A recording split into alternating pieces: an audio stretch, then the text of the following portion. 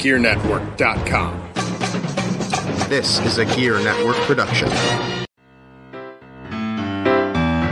Ladies and gentlemen, you're listening to the Better Live Than Dead podcast. It is episode 127 of the Better Live Than Dead podcast. I am Ryan Wolfe at Wolfe BLTD, joined on the IndyCar Media Hotline by none other than Mr. Perez.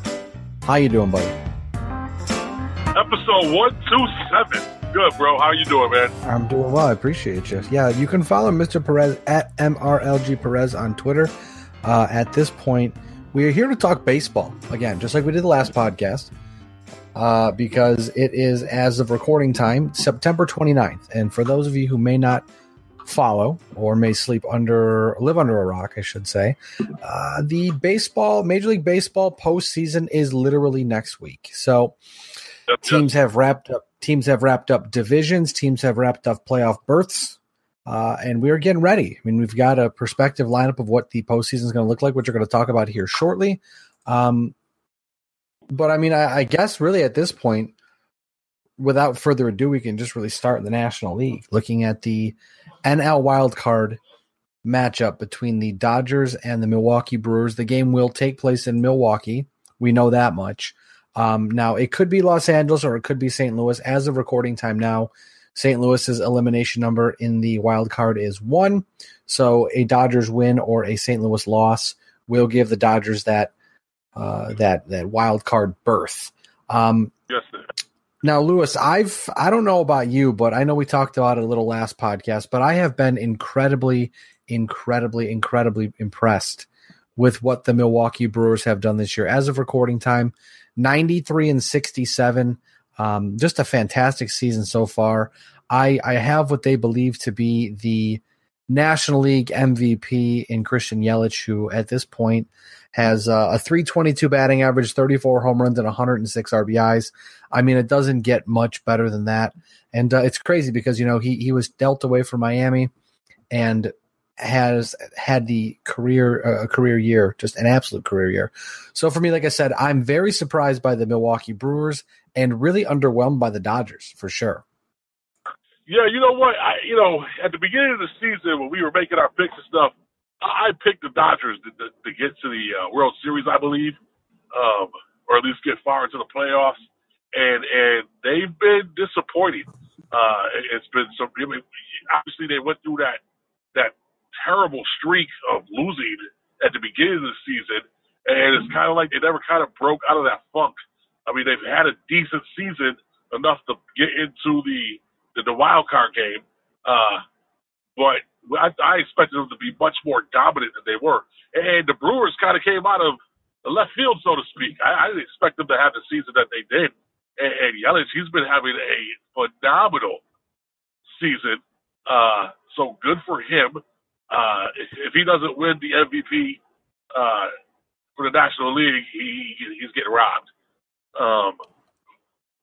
And you know, I can't lie. I always kind of liked the underdog. And even though I picked the Dodgers to go far into the playoffs, I would kind of like to see the Brewers win.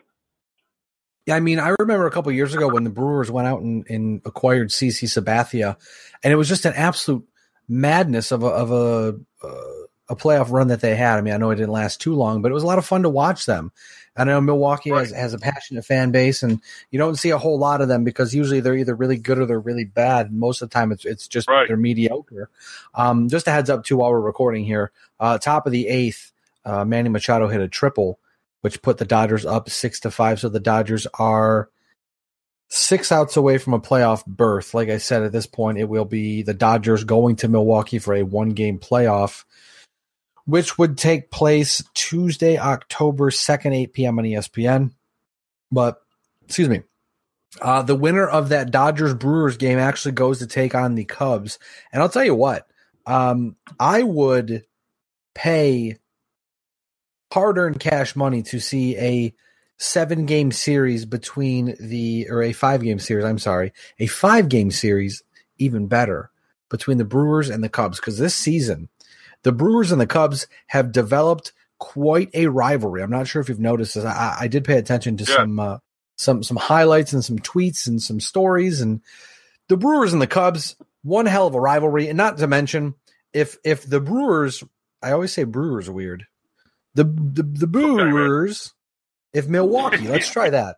If Milwaukee makes it to the National League Divisional Series, we're going to have 3 out of 4 new teams head in the NLDS. I mean, you've got Colorado and Atlanta facing off. Colorado, the 2 seed, Atlanta, the 3 seed, which that's going to be a phenomenal matchup as well. I mean, the National League has great matchups. I feel like in really across the board, we're getting really, really, really quality baseball. There are certainly favorites, but if you said, I could see Los Angeles going all the way to the World Series, you look at it and say, yeah, I can see it. I can see Colorado or Atlanta or even Chicago or Milwaukee going all the way. So there are favorites, like I said, but it's across the board, a ton of fun to watch. I'm all for Milwaukee, Chicago. And like I said, Atlanta, Colorado, Colorado's playing out of their mind, but so is Atlanta. I mean, Atlanta wasn't expected to be here at this point in time. And you've got, I'm just looking at the stats here. You've got Colorado, naturally my computer, this is the slowest it's been in a long time.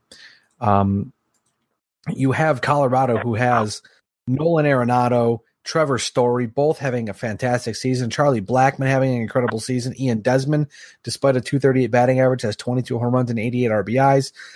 Looking over at Atlanta, you've got, Freddie Freeman, who was also potential for the NL MVP. Nick Markakis is batting .297. Acuna is .293. I mean, they're across the board. It's fantastic what both teams have done this year to put themselves in this spot. So that series, I mean, it would be great to just see,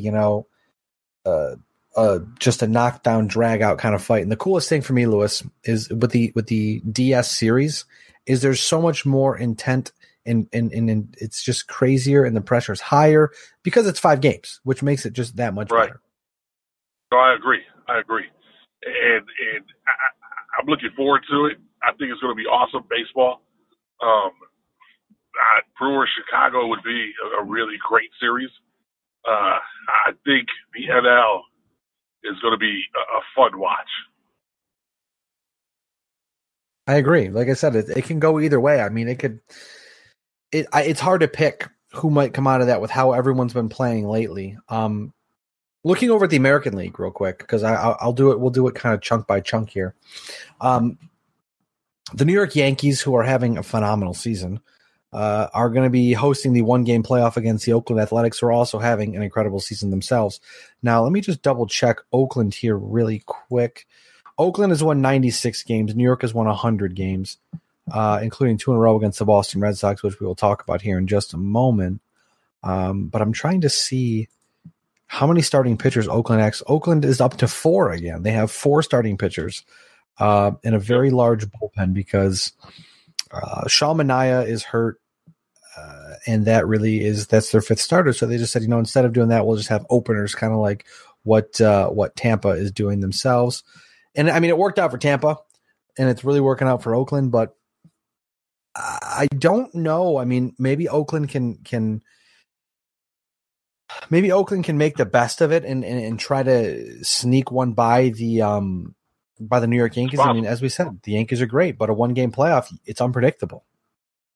It is unpredictable, but enough, traveling coast to coast cannot be understated.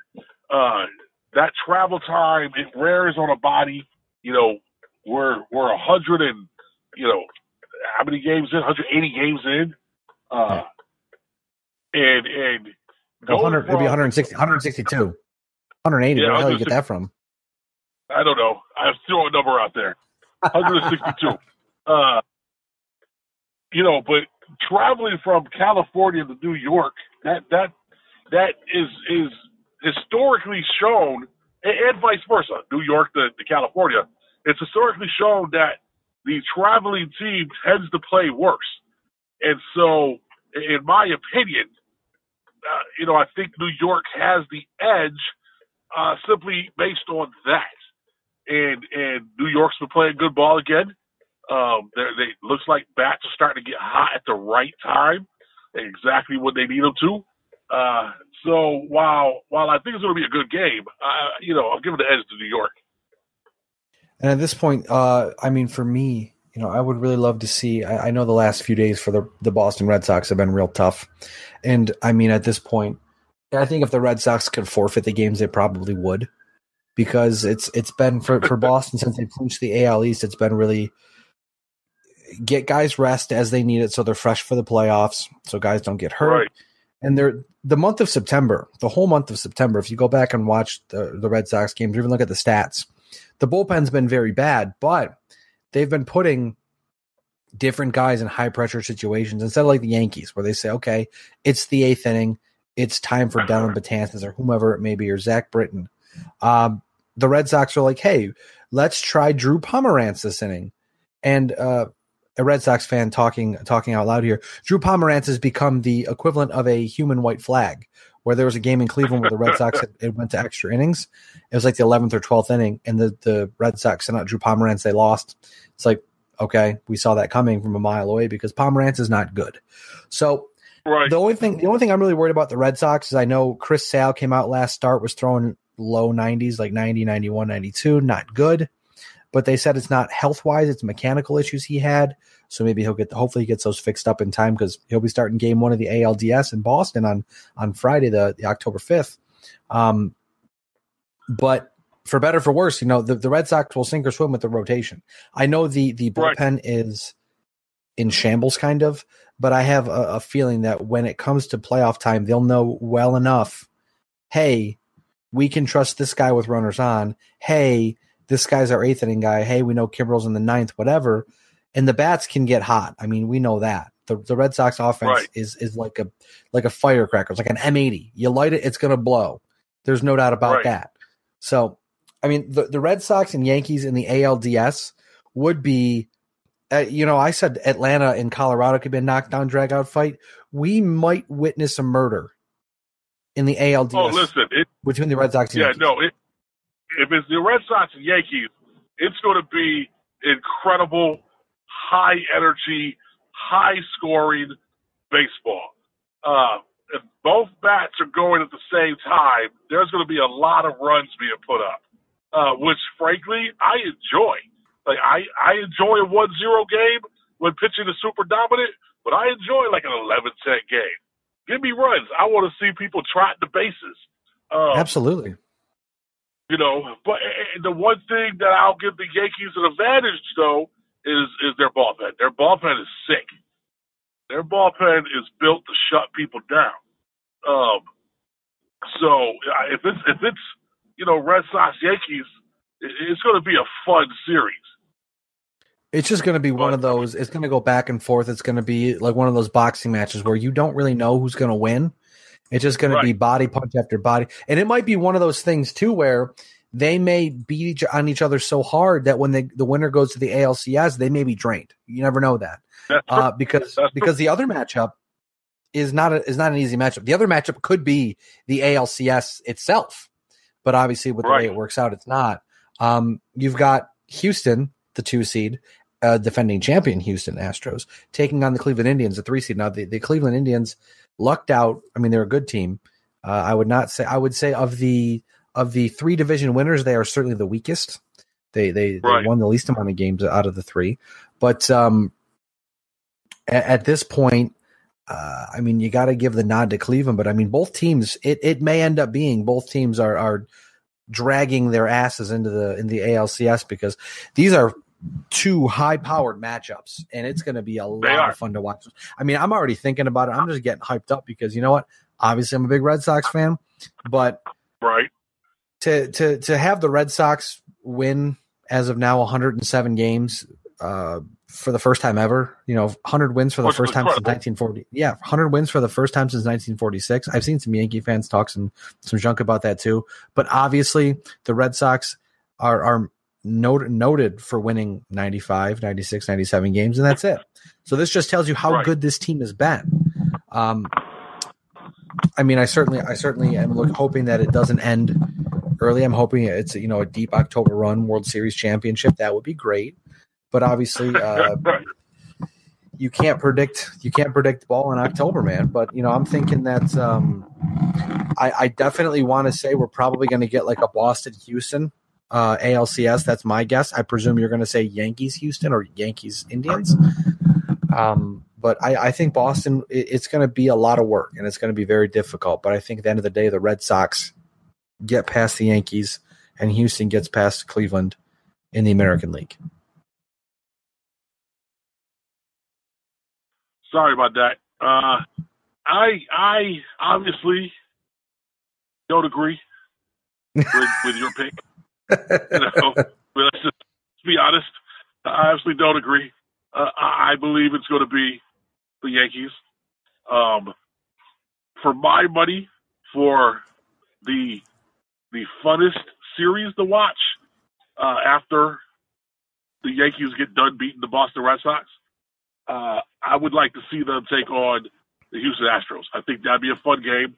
I think Cleveland, while still a good team, is not as good as they were, let's say, even last season or the season before. I think while they were good enough to eke into the playoffs, I don't think they're set up to make a deep run. So I think it's going to be Yankees, Houston. I think that will be an awesome series. But once again, like you said, Boston and the Yankees might beat up on each other so much that no matter who advances, they might get beat. Hopefully that won't happen. Yeah, it's not a really good look for the Red Sox either to be limping into the playoffs essentially with if they get swept by the Yankees. It's how likely is it for the Red Sox to lose 6 straight against the Yankees? I don't know, but it's not good to get swept by the team you're likely going to be facing in the ALDS in just a few days. But I mean, Alex Cora has the right idea. He's got the right mindset. He said, we want the players talking World Series. We're not going to be humble or quiet about what we're here for because we know what we want and how to get there. And I like that. But you got to be able to turn the switch on. I know Chris Sale has struggled in the postseason. David Price has struggled in the postseason. A little bit, maybe a little bit. A lot of Red Sox players don't have postseason experience. So, this might be a very much learning experience as well. So we'll see how that works out. But I'll tell you one thing: the Yankees are always looking forward to seeing David Price. Yes. Well, the thing about this is the thing that's going to likely be good for the Red Sox, I'm hoping, is that Price will start against New York and Boston, not in New York. Doesn't matter to me. It may not make much of a difference, but he doesn't pitch well against the Yankees, but he pitches worse against the Yankees at Yankee Stadium. So I guess the lesser his ERA is above. Yeah, his ERA is above 10 at the Yankee Stadium against the Yankees. And it's crazy because that's the only team in his career he struggled against is the Yankees. I know. It's very weird, but I'm gonna go out there and just say it because why not? I think the Red Sox get to the World Series, and it's not a homer pick because they won 107 games. They're the best team in baseball, hands down, over the course of the season. I'm gonna go with the Red Sox going to the World Series in the AL. Who are they playing? In the NL, for me, I'm gonna say. I think the Dodgers are hard to beat, but nobody in their rotation has been impressive. I mean, Kershaw's been average this year. I think Milwaukee gets past the Dodgers. I think Milwaukee might even be able to roll through and get to the NLCS. I really want to think maybe we'll get Colorado, Milwaukee, and maybe we'll get. I really want to see Boston, Milwaukee in the World Series, but maybe we get Boston, Colorado. But my guess will be, my prediction will be, because I'm so high in Milwaukee, Boston, Milwaukee with the Red Sox going over in 5 games. You know what? Let's just roll with it. I'm going to say New York, Milwaukee. New York 5 games. Okay, fair enough. I like getting predictions out of you because you know what? Even if we're right, great. If we're wrong, it is what it is. I just think it'd be fun if Milwaukee got there. I think it would be pretty cool, because I'm a big fan. They've got a couple of ex-Red Sox. I know they got Travis Shaw there. They've got Christian Yelich, who's a lot of fun to watch. They got a lot of good pitchers. I know they have. Right. I can't remember his name off the top of my head. I think it's. Let me see here. I think realistically, Josh Hader. Josh Hader is a real good pitcher for them. Yeah. He actually has. I think